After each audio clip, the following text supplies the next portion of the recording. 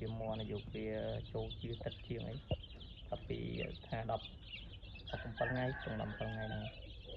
17ថ្ងៃដល់កោធំតែយើងថែទាំមកឡ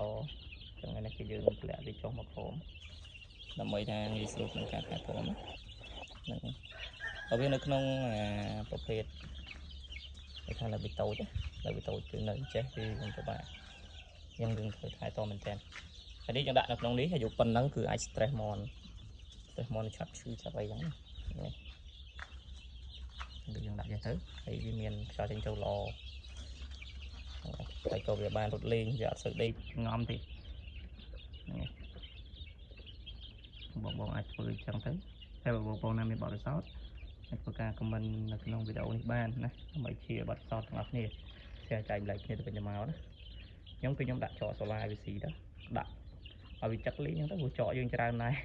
ខ្ញុំដាំចូល9អាងហ្នឹងបងហ្នឹងហើយវាដាក់ទៅឲ្យចោលកាសល្អណាស់ហ្នឹង